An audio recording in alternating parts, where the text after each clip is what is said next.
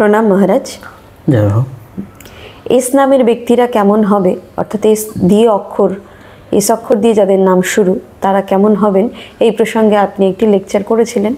তো যথারীতি সেই ভিডিও বা সেই লেকচারের পরে প্রচুর মানুষ এমন আছেন যারা এ বি সি ডি মানে যত অ্যালফাবেট আছে সব দিয়ে তারা জিজ্ঞাসা করছেন। আমাদের কাছে প্রচুর ফোন এসছে যে এই নামের কি হবে।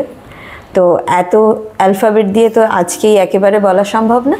তো আজকে আপনার কাছে আমাদের এইটা অনুরোধ, এটা প্রশ্ন যে এই অক্ষর দিয়ে যাদের নাম শুরু সেই ব্যক্তিরা কেমন হন বা কী ধরনের মানুষ হন, এই বিষয়ে যদি কিছু বলেন। এখন এই সমস্ত বিষয়ে প্রশ্নোত্তর করা যায়, কিন্তু অধিকাংশ মানুষ কিন্তু ভেবে ফেলছে অ্যাস্ট্রোলজার, তারপরে এদিকে নিউমেরোলজি, সংখ্যাতত্ত্ববিদ, হস্তরেখাবিদ, ভবিষ্যৎবাণী করে দেবেন, পামিস্ট্রি, তারপরে তাবিজ কবজ দেনেওয়ালা, তান্ত্রিক, নর্মাল যে তান্ত্রিক সমাজে চলে এরকম সব ভাবনা ভেবে ফেলছেন। এগুলো একটি অদ্ভুত কি বলবো অস্বাভাবিক ব্যাপার। তবে পুরো আলোচনাটি যদি শোনে তারা বুঝবে, তারা এসব কিছু বুঝছে না, নামটা দেখেই বা চেহারাটা দেখেই ফোন চালিয়ে দিচ্ছে, এরকম কিছু করছে অফিসিয়ালি নাকি। হ্যাঁ, তো যাই হোক, এখন এ তো নিউমেরোলজির ব্যাপার, জ্যোতিষশাস্ত্রের ব্যাপার, আবার হস্তরেখা তত্ত্ব এটা উঠে এসছে। অক্ষরকে গুরুত্ব দেওয়া হয়েছে আমরা যতটুকু স্টাডি করে দেখেছি বা জানতে পারি। আর প্র্যাকটিক্যাল কিছু অভিজ্ঞতা তো থাকেই, সেটা আলাদা ব্যাপার। কিন্তু এই যে নর্মাল যে জ্যোতিষশাস্ত্র বা নিউমেরোলজি বা যেটাকে সংখ্যাতত্ত্ব বলা হচ্ছে, আর হচ্ছে হস্তরেখা শাস্ত্র, সামুদ্রিক শাস্ত্র অনুসারে সেখানে ভাগ্য নিরূপিত হয়েছে, সংখ্যা, অক্ষর, বর্ণ আদি এই সমস্ত নিয়ে কিন্তু বিচার বিশ্লেষণ হচ্ছে। এবং এটা নিয়ে এখন এই সমাজ মাধ্যমে অর্থাৎ ইন্টারনেটের জগতে এটা কিন্তু ভরে যাচ্ছে। এখন এখানে যে কে কতটুকু প্রকৃত সত্য কথা বলছে, কতটুকু জাস্টিফাই করে বলছে, কতটুকু দূরদর্শিতার সঙ্গে বলছে, এগুলো কিন্তু একটি অত্যন্ত 100% বিতর্কিত বিষয়। তার ভেতর থেকে প্রচার যেটা হচ্ছে, যেমন সংবাদ মাধ্যমে বা এই সমাজ মাধ্যমে যেটা প্রচারিত এই সংখ্যাতত্ত্বের উপরে এ নাম যাদের শুরু হয়েছে তাদের তো পরিষ্কার বলে দিয়েছে এরা খুব বুদ্ধিমান হয়, সৎ হয়, প্রেমী হয়, দয়ালু হয়, সৎ স্বভাবের হয়, এরকম সব। তারপরে হচ্ছে কৌতূহলী হয়, খোলা মনের হয়, এরা তার প্রিয়জনকে খুব ভালোবাসে কিন্তু সেটা গোপনে ভালোবাসতে পছন্দ করে, প্রকাশ্যে সেটা করে না। আবার খুব একরোখা, যে কোনো কাজে সিদ্ধি লাভ না করা পর্যন্ত সে থেমে থাকে না।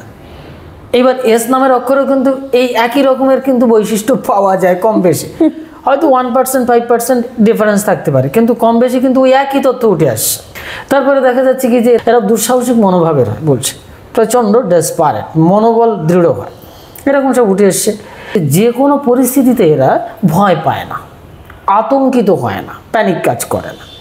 ওই এস নামের অক্ষরের ভেতরে কিন্তু দেখা যাবে, বা বি নামের অক্ষরের ভেতরে এই জিনিসগুলো উঠে আসবেই। আমি যাচ্ছি পরে, কিন্তু আমি এর ব্যাখ্যা করব, অপেক্ষা করতে হবে, এই কথাগুলো কিন্তু আমার নয়, এগুলো সবই প্রচারিত একটি তথ্য বা তত্ত্ব।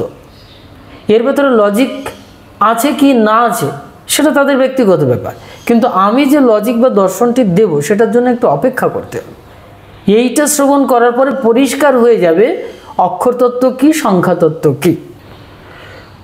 যেমন নিউমেরোলজিতে উঠে আসছে যে যে এ অক্ষরটি, এটার সঙ্গে এক সংখ্যার সম্পর্ক রয়েছে, যে এক সংখ্যা আছে তার সাথে সম্পর্ক রয়েছে। যার নামে এই অক্ষর দিয়ে শুরু সে ব্যক্তি অত্যন্ত প্রভাবশালী হন, প্রভাবশালী ব্যক্তিত্বের মালিক, এইভাবে কিন্তু প্রচারিত হচ্ছে। তারপরে তারা এই যে তাদের যে ইমেজ থাকে, তারা অন্যদের কাছে এই ইমেজ তৈরি করতে সক্ষম হয়। আচ্ছা, এবং এই অক্ষরটিকে সব থেকে প্রভাবশালী বলেছে। প্রচার হচ্ছে যদি এই এ অক্ষর দিয়ে আপনার নাম শুরু হয় তাহলে আপনি বুঝবেন আপনি একজন দৃঢ় প্রতিজ্ঞবান ব্যক্তি, তাই কি সাহসী ব্যক্তি, আত্মবিশ্বাসে পরিপূর্ণ, নিজের শর্তে জীবনযাপন করতে পছন্দ করে। এই নামের ব্যক্তিরা জীবনে সর্বত্র এগিয়ে থাকতে চান, তারা খুব উচ্চাভিলাষ, নেতৃত্ব দিতে পছন্দ করে। এই অক্ষরটি কখনো কখনো আক্রমণাত্মক দুঃসাহসিকতার প্রতীক হতে পারে। ঠিক আছে, এবার এই সংক্রান্ত বিষয় কিন্তু আমি পূর্বে একটি জায়গায় দেখেছিলাম, সম্প্রচার হচ্ছে, তো সেসব ভিডিওগুলো বা লেকচারগুলো ভাইরাল হয়েছে সমাজ মাধ্যমে। তো সেখানে আমার যতটুকু মনে পড়ছে 1.1K কমেন্টস পড়েছে। ভাবা যাচ্ছে, প্রায় 1200 কমেন্ট পড়েছে। তো সেই কমেন্টের ভেতর আমি একটু টেনে দেখেছিলাম, তো দেখি কি সেখানে একেবারে পজিটিভ, আর উনি রিপ্লাই করে শেষ করতে পারছেন না। কেন? আচ্ছা, সবাই বলছে যা বললেন ভাই সব মিলে গেল, যা বললেন একেবারে সত্য কথা, হ্যাঁ একেবারে ঠিক। কেউ কোথাও কোনো একটু বাজে কমেন্ট করেনি, দেখতে পেলাম না। অথচ আমি এখানে একটি নিরপেক্ষ বক্তব্য রাখবো এবং সঠিক সায়েন্টিফিক তথ্যের উপর আলোচনা করব, তারপরে দেখবে এখানে অনেক ধরনের বাজে মন্তব্য কিন্তু উঠে আসবে, ওইগুলো তাদের ভালো লাগে, কুসংস্কার। তো যাই হোক, আমার এটা বিতর্ক নয় কি সম্প্রচার করছে না করছে, কিন্তু আমি তথ্য অনুসন্ধান করব। কি? এ অক্ষর দিয়ে যদি নামের শুরু হয়, তাহলে সেই ব্যক্তির জীবনে আমি যা পূর্বে বলেছি এগুলো হয়, এগুলো সমাজ মাধ্যমে প্রচারিত। বক্তব্য হচ্ছে শব্দ ব্রহ্ম। এর ভেতরে বিজ্ঞানটা কি বলছে? শব্দ ব্রহ্ম, এই অক্ষর দিয়ে বা সংখ্যাতত্ত্ব দিয়ে তার ভবিষ্যৎ বলা যাবে। এটা কিন্তু আমাদের এই সমস্ত সংখ্যাতত্ত্ব শাস্ত্রে বা জ্যোতিষশাস্ত্রে বা হস্তরেখা শাস্ত্রে এই সমস্ত উঠে এসছে। গণনা করা যায় না তা নয়, কিন্তু কি করে যায়, এর বিজ্ঞানটা কি এবং কোন শব্দের দ্বারা এটা হতে পারে। তো শব্দ যদি আমি বলে থাকি, তাহলে বলতে হবে শব্দ ব্রহ্মেতি তাং প্রাহ সাক্ষাৎ দেব সদাশিব। আমরা জানি শব্দ ব্রহ্ম, তাহলে শব্দ যদি ব্রহ্ম হয়, তাহলে এ অক্ষর ব্রহ্ম, এটাও একটি সাউন্ড, এটা একটি ধ্বনি, কয়েকটি অক্ষর মিলে একটি শব্দ হচ্ছে। সুতরাং নামের সঙ্গে যদি এই জীবনের ভবিষ্যতের সম্পর্ক থাকে, ভালো মন্দের সম্পর্ক থাকে, গুণাগুণের সম্পর্ক থাকে, তাহলে শব্দকে ব্রহ্মরূপে বিজ্ঞান হিসেবে আমরা চিন্তা করছি, শব্দকে ব্রহ্মরূপে বৈজ্ঞানিক দৃষ্টিকোণ থেকে আমরা চিন্তা করছি। তাহলে প্রত্যেকটি শব্দ কিন্তু ব্রহ্ম, কিন্তু ব্রহ্ম হলেও প্রত্যেক শব্দের ভেতরে চৈতন্য সত্তার জাগরণ থাকে না, চৈতন্যকে জাগ্রত করতে হয়। সেটা যতক্ষণ না হচ্ছে ততক্ষণ কিন্তু সেটা প্রকৃত বলা যাবে না। আমার নামের এই অক্ষর দিয়ে শুরু, এই গুণাগুণগুলো আছে, তার মানে এটা আমার থাকবে। হ্যাঁ, যদি আমরা দেখি অর্জুনের চরিত্রে এ নাম দিয়ে শুরু আছে, অম্বরীশ রাজার চরিত্রে এ নাম দিয়ে শুরু আছে, তারপরে অশ্বত্থামা এ নাম দিয়ে শুরু আছে। মানে যেখানে একটা কথা রয়েছে যে আপনি একটু আগে যেই কথাটি বললেন তার পরিপ্রেক্ষিতে বলছি, এই যে নাম, মনে করুন যে যখন অনেকে কোষ্ঠী বিচার করেন, তো কোষ্ঠীতে একটি নাম উঠে আসে, আবার দেখা যাচ্ছে যে বাবা মা হয়তো অন্য আলাদা নাম দিয়েছে, তাহলে সেক্ষেত্রে কোন নামটিকে প্রকৃত নাম হিসাবে ধরা যাবে? বা আচ্ছা, ওটার ব্যাখ্যাটা তো আমি করবই, কিন্তু মাঝখানে একটু বলে রাখি, কেউ খারাপভাবে নেবেন না। ইউপির মুখ্যমন্ত্রীকে এ নাম দিয়ে শুরু। হ্যাঁ, আচ্ছা, পশ্চিমবঙ্গের মুখ্যমন্ত্রীর খুব কাছের প্রিয় একজন বংশধর আছেন, তার নাম কি? এ দিয়ে শুরু। আমি নাম দাম বলছি না, যারা এগুলো খবর রাখেন তারা বলতে পারবেন। তাহলে তারা দুজন দুই পার্টির মানুষ, এরা ওকে গালিগালাজ করছে, ওনারা একে গালিগালাজ করছে। তাহলে দুটো চরিত্র দুই রকমের, দুই দিক থেকে দেখতে পাচ্ছি আমরা। তাহলে এখানে এই চারিত্রিক বৈশিষ্ট্যের বৈপরীত্য দেখা যাচ্ছে কেন? তাহলে নামটাই অক্ষর দিয়ে আছে। এদিকে দ্রোণাচার্য, তার শিষ্য অর্জুন, আবার দ্রোণাচার্যের পুত্র, তার শিষ্য এবং পুত্র সঙ্গে তিনি হচ্ছেন অশ্বত্থামা। তা অর্জুন দুঃসাহসিক, অর্জুন পবিত্র কর্ম করেন, প্রেমী, দয়ালু, নানান কিছু মিলে যাচ্ছে, কিন্তু অশ্বত্থামার সঙ্গে কি সম্পূর্ণ মিলছে? আমরা যদি পৌরাণিক দৃষ্টিকোণ থেকে দেখি, তাহলে অশ্বত্থামা যুদ্ধের শেষ প্রান্তে, মানে শেষ হয়ে গেছে বলা যায়, তারপরে গোপনে এসে শিবিরে প্রবেশ, পঞ্চপাণ্ডবের পঞ্চপুত্রকে শিবিরে গোপনে এসে নৃশংসভাবে হত্যা করেছিলেন। এটা আমরা নিদ্রা অবস্থা, হ্যাঁ, এটা আমরা স্বাভাবিকভাবে পৌরাণিক সমাজ জীবনে এটা আমরা দেখতে পাই। সত্য কি মিথ্যা সেটা অন্য বিষয়। সাহিত্যের দৃষ্টিকোণ থেকে হোক বা দর্শনের দৃষ্টিকোণ থেকে হোক। এবং অশ্বত্থামা ব্যক্তিগত জীবদ্দশায় অর্জুনের উপরে যেতে পারেনি, সে দ্রোণাচার্যের পুত্র থাকা সত্ত্বেও। তাহলে এদিকে পিতৃগুণ তার রয়েছে, কিন্তু তার কর্মগুণটা পূর্ণ ছিল না। তার নামটা এ দিয়ে হয়েছে, নাম আছে, শব্দ ব্রহ্ম আছে, এদিকে পিতৃ বংশগুণ আছে, এখানেও যুক্ত হয়েছে, কিন্তু তার কর্মগুণটা ছিল না। এইবার আছে ফ্যাক্ট, আমি আমার নাম রাখলাম, তাহলে কটা জিনিস দেখতে হবে, একটি হচ্ছে বংশজ, হ্যাঁ, আরেকটি হচ্ছে শব্দ ব্রহ্ম, সেটার সাথে মিলে গেছে, কিন্তু তৃতীয় হচ্ছে কর্মগুণ। আমার নাম আছে এ দিয়ে, কিন্তু আমার কর্মগুণ ঠিক নেই, তাহলে মিলবে না। অর্থাৎ যারা এই কোষ্ঠী বিচার করে নামধাম রাখছেন, সেগুলো হয়তো আপেক্ষিক দৃষ্টিকোণ থেকে ঠিক আছে, খানিকটা গ্রহ নক্ষত্রের সাপেক্ষে মিলছে, কিন্তু বাস্তবিক জীবনে কর্মের উপরে প্রায়োরিটি পাবে। কেন পাবে আমি বলে দিচ্ছি।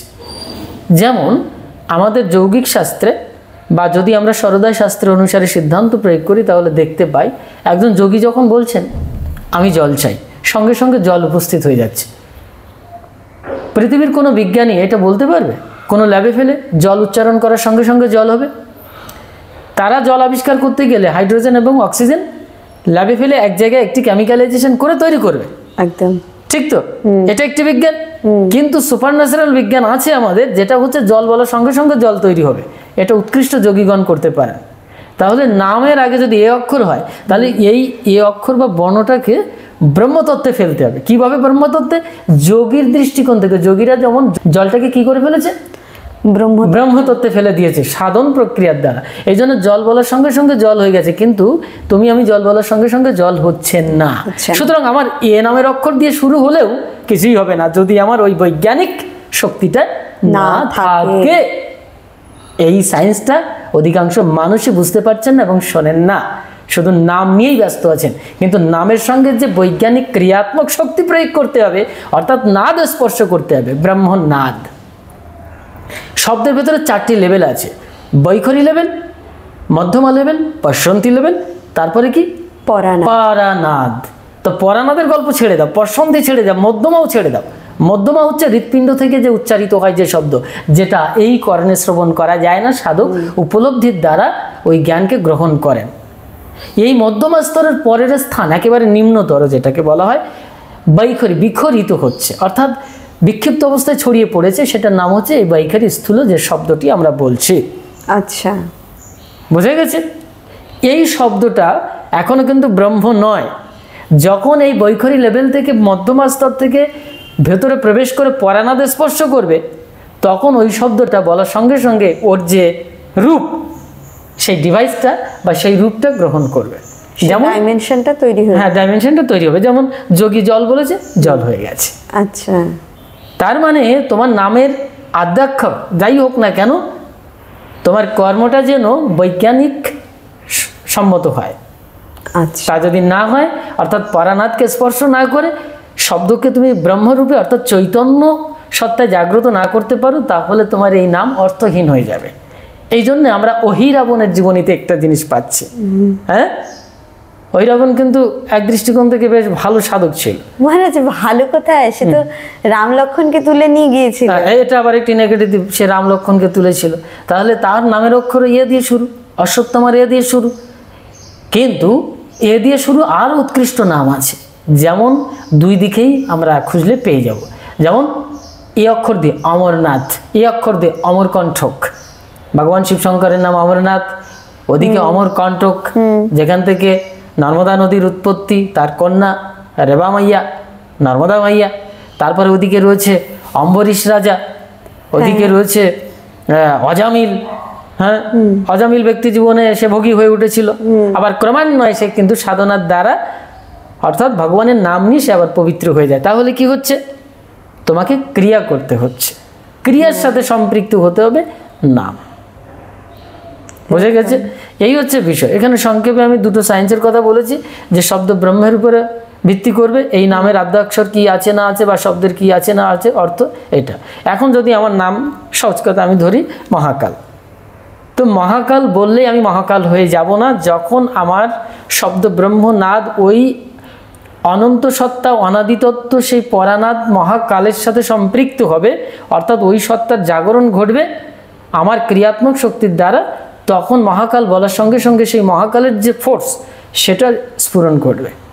আদারওয়াইজ শুধু নাম রাখলেই চলবে না। তবে একটি ব্যাপার আছে, যেমন ভগবানের নাম, এই নামগুলো ডিভাইন নাম। আচ্ছা, এই নাম কেন ডিভাইন হয়েছে, ভগবানকে ডাকলে ভগবানকে কেন পাওয়া যাচ্ছে, এর অর্থ হচ্ছে দুটো আছে, একটি ভক্তের দৃষ্টিকোণ থেকে, আরেকটি হচ্ছে ভগবান ঐশ্বরীয় দৃষ্টিকোণ থেকে, ভগবানের দৃষ্টিকোণ থেকে। যেমন ভগবান যখন তার নামটাকে ব্যবহার করেছেন, যে কোনোভাবে তার নামটা এসছে, সেই নামটা ওনার সাধন প্রক্রিয়ার মাধ্যম দিয়ে, ওনার ডিভাইনিটির মাধ্যম দিয়ে, ওনার যা কিছু আছে সব ডিভাইন হয়ে গেছে। আচ্ছা, ওনার নাম, রূপ, রস, গন্ধ, শরীর আদি সব ডিভাইন, অর্থাৎ দৈব, দিব্য। কিন্তু সাধারণ ব্যক্তির কিন্তু ডিভাইন হচ্ছে না। আমার নাম যদি এখন কৃষ্ণ বলে, তাহলে কিন্তু আমি ডিভাইন হয়ে যাচ্ছি না। কিন্তু যখন ভক্ত কৃষ্ণ কেন্দ্রিক হয়ে ওই ডিভাইনিটির সাথে সম্পৃক্ত যে শব্দটি, অর্থাৎ যে মনে মনে ভাবছে ওটা হচ্ছে কৃষ্ণের নাম, ওটা আমার নিজের নাম না, তখনই কিন্তু ওই ডিভাইনিটির সাথে স্পর্শ করছে, অ্যাটাচ হয়ে যাচ্ছে। ইয়েস। এখানে দুটো পার্থক্য আমরা এখানে পাচ্ছি। একটি হচ্ছে ঈশ্বর তার নিজের স্বরূপ, রূপ, নাম, গন্ধ আদি সব কিছু কী করেছে, ডিভাইন করে ফেলেছে, বা ডিভাইনিটির সাথে সম্পৃক্ত, এই জন্য সেটা ডিভাইন। আর ভক্ত যখন ওটাকে ডিভাইনিটির সাথে চিন্তা করছে, তখন সেটা ডিভাইন হয়ে যাচ্ছে। কিন্তু সে নিজের নামটা কৃষ্ণ রেখেছে কি শিব রেখেছে, ওই সারা জীবনই ওই হরিপদর বাবা শিবপদ রয়ে গেল, ভগবান শিব শঙ্কর হতে পারলো না। কারণ সে ভাবে আমি হরিপদর বাবা শিব, অমুক গ্রামে আমার বাড়ি, তার ডিভাইনিটির সাথে এই চিন্তা শক্তি কাজ করে না। মহারাজ, বিষয়টা কি কানা ছেলের নাম পদ্মলোচন এরকম ব্যাপারটাই হচ্ছে, এই চলছে।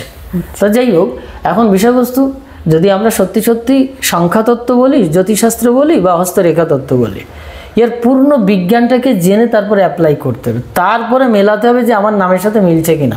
ওই না হলে ওইদিকে ইউপির যে সরকার আর এদিকে পশ্চিমবঙ্গের যে সরকার, এই দুই দিকে দুই রকমের কিন্তু খেলা চলতেই থাকবে। কোনটা ভালো কোনটা মন্দ এটা নিরূপিত হতে পারে না এইভাবে। ফলে দেখা যাবে যে সঠিকভাবে নিরূপণ করতে গেলে আপনি আপনার নিজের কর্মের প্রতি প্রথমত ধ্যান দেবেন, তারপরে বংশজ ব্যাপার রয়েছে, পিতামাতার শিক্ষা, সংস্কৃতি এগুলো রয়েছে, এবং সঙ্গে সঙ্গে পরিবেশ এবং পরিস্থিতি।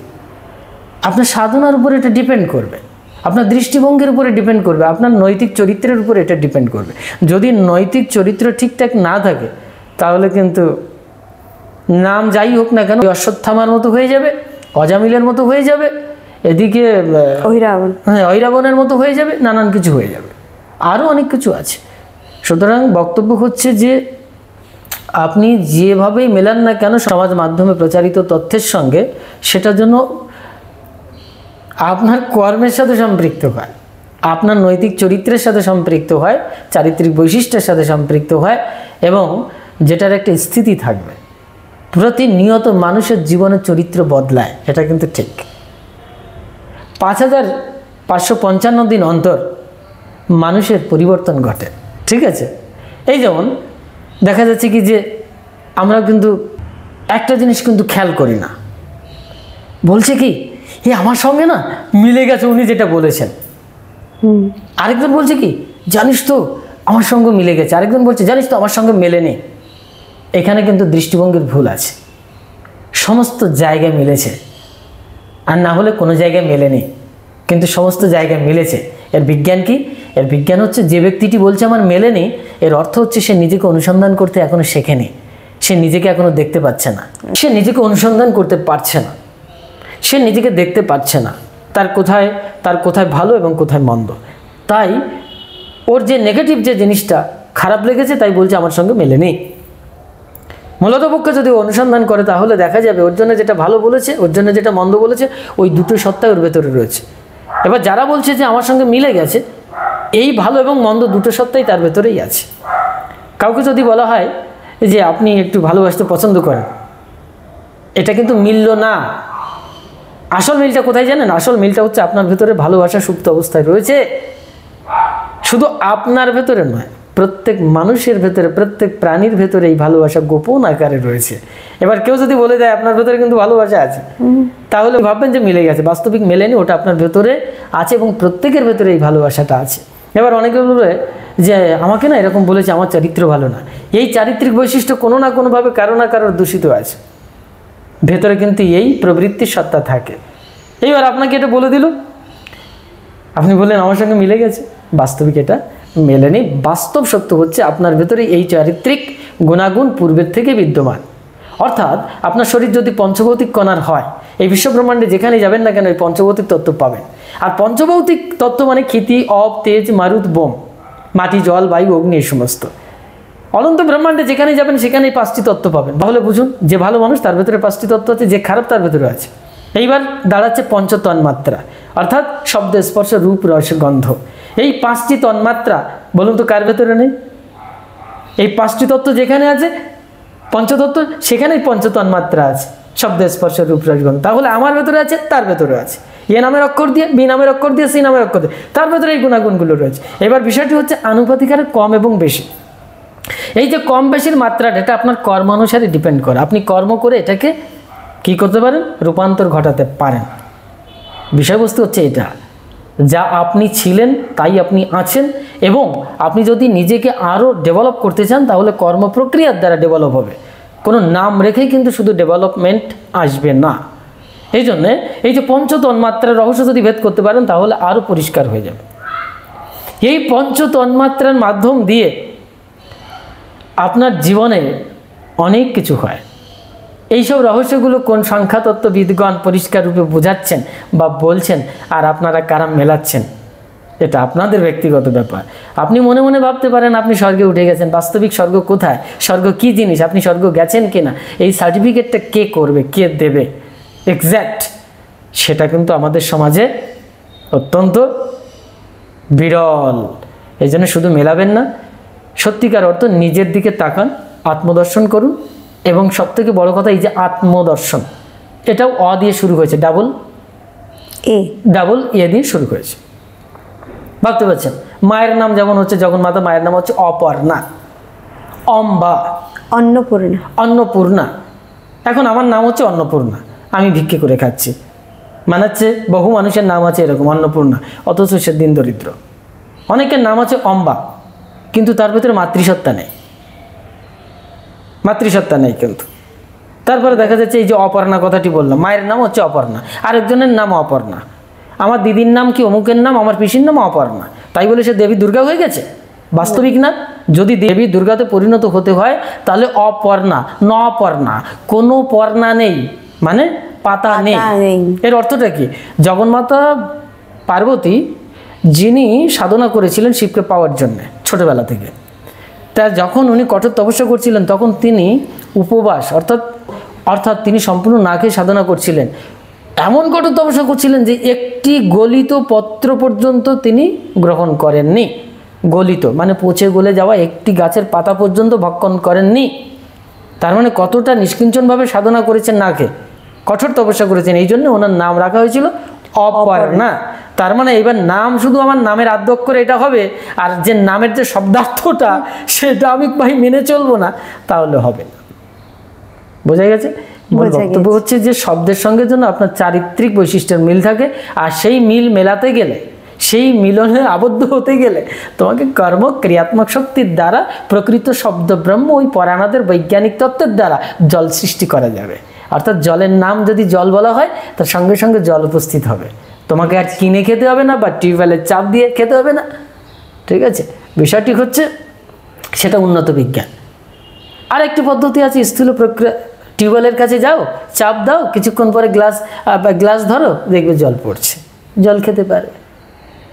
এটাও একটি প্রক্রিয়া। যেখানেই যাও না কেন সেখানে ক্রিয়াত্মক শক্তি তোমাকে প্রয়োগ করতে হবে। অর্থাৎ ইচ্ছা, ক্রিয়া, জ্ঞান। এই জ্ঞান লাস্টে বললাম না, জ্ঞান এটাকেই বলে অ্যাবসলিউট জ্ঞান।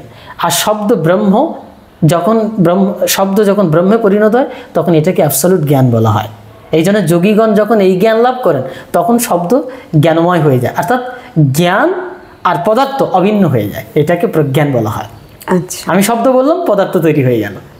এগুলো উচ্চকোটি বিজ্ঞান। এগুলো জানতে গেলে আধ্যাত্মিক জীবনের প্রতি চর্চা করতে হবে, আধ্যাত্মিক সংস্কৃতির সাথে যুক্ত হয়ে থাকতে হবে, আধ্যাত্মিক জ্ঞান পিপাসু হতে হবে। ওই শুধু আমার হাত দেখে দাও, ওই রেখা দেখে দাও, ওই জ্যোতিষীর কাছে ছুটে বেড়া, ওই সারা জীবন ছুটে বেড়াতে হবে। যাই হোক, নামের অক্ষর বলে দেওয়া। যাই হোক, এই সমস্ত লেকচার শোনবার পরেও যারা অবাঞ্ছিতভাবে, মানে এই অপ্রত্যাশিতভাবে যারা ফোন করবেন, এগুলো করবেন না, এগুলো বেকার বিরক্ত করবেন না অফিসিয়ালি, এটুকু আমি বলে রাখতে পারি। এই ছাড়া আর কি বলবো। ঠিক আছে, ভালো করে আত্ম উপলব্ধি করুন, সব কিছু বুঝতে পারবেন, আপনার অন্তরালে রয়েছে সব কিছু। জয় মা।